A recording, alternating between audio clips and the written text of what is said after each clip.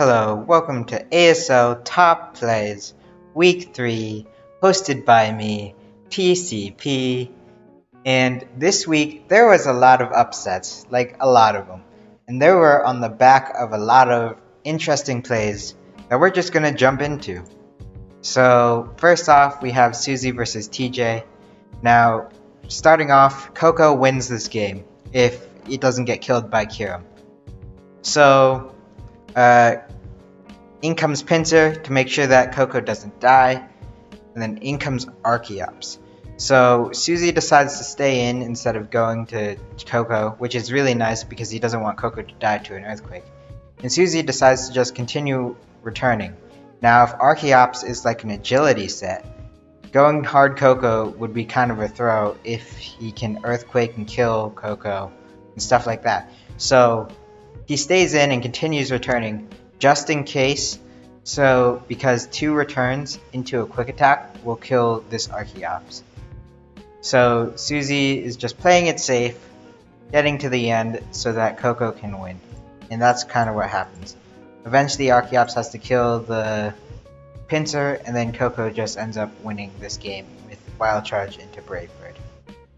Moving on to the next replay, we have Shadow versus Ian.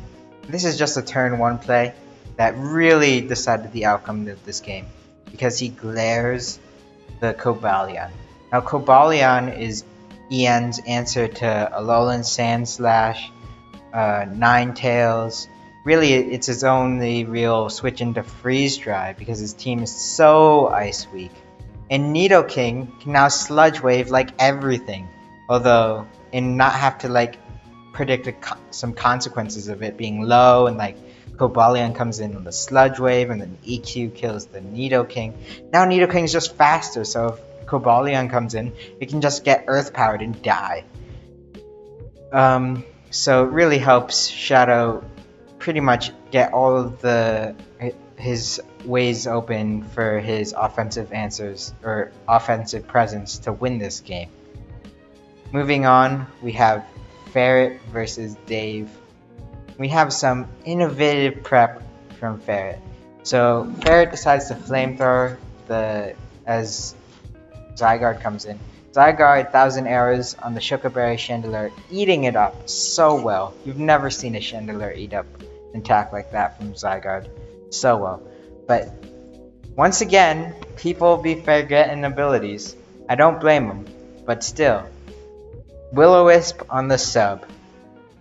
Now Zygarde is burned behind a sub, and now Hyper Voice from like either Boom Burst from Xcloud or Hyper Voice from Sylveon really just destroys this Zygarde, and there's nothing he can do because it's burned. That's not exactly what happens, but this play was still pretty nice prep from Ferret's side. Next, moving on, it's me versus Vish. 4th replay. In comes Diggersby as Vish switches into Gyarados, and I decide to return the Gyarados. Now if it's an offensive Gyarados, Gyarados just kills me with Waterfall, but I've been thinking that Vish has been playing weird, but playing really aggressive, and I thought he's going to continue up this aggressive weird play, so I decided to stay in, get the damage, see what it's gonna do. I'm really sure it's not going to Waterfall, and I was correct, as it shows to be Rocky Helmet, max HP, max defense, and Dragon Tail. So if I switch into like Avalok, I'll be taking 25, getting Dragon Tailed out, and just take a bunch of chip that I didn't need. And instead, I take chip on Diggersby, but I do find out a lot about this Gyarados. And it really helps me to, I don't know, just stay ahead of Vish so that his plays don't overwhelm me. Moving on, we have Shadow versus Ian again, 5th replay. We've never had more than 4. Now we have 7 as a spoilers. It's Lycanroc versus Mega Altaria. Now, Ian's play is probably to stay in on Altaria, sack it, go into Amoonguss, and try to do like some Giga Drain Paralyze shenanigans to win this game. But Ian decides to go into Amoonguss, And Shadow decides to SD on the switch to Among Us. Oh my goodness. Oh my goodness, Shadow. Shadow, why do you do these things? So now Shadow is +2. It didn't live in Earthquake if it didn't have any bulk, unless it was Focus Sash from my calc that I did. So now Shadow just gets his way with EN because he predicts exactly and finesses him at the very end of the game. Oh my goodness.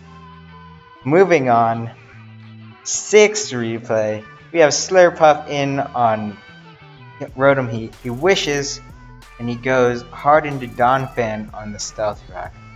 Now Donphan himself decides to Stealth Rock himself, and Virizion comes in. And Virizion decides to Leaf Blade, high crit chance, getting the Donphan down to 30, and then endeavor to take Virizion down to 1%.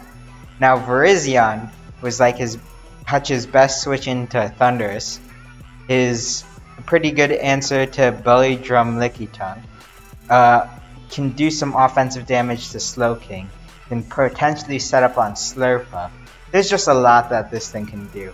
And the fact that it got defeated by a Donphan, something that it should easily check, is just something that you don't see every day. As Virizion drops to the Ice Shard. Moving on, final replay. It's the Master versus Milan. And this is like some big brain stuff. Like Milan is the top play for this week because he switches an Iron Ball onto Bronzong, making it too heavy to float, getting rid of its Levitate. He gets paralyzed on the Trick Room. Gyro Ball does nothing because he's paralyzed. Earthquake kills the Bronzong, the Levitate Bronzong. Now, just tricking it, the Iron Ball itself would have been good because now it doesn't answer. It's not a switch into Garchomp anymore. But being able to kill it too, oh my goodness, Milan. How do you predict these things? How do you go in with such great prep? How do you know? Oh my goodness, Milan.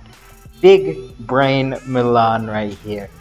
Everyone should be fearful of Milan after this. Oh my goodness. The top play probably ever of top plays. Oh my goodness, Milan. You are a beast.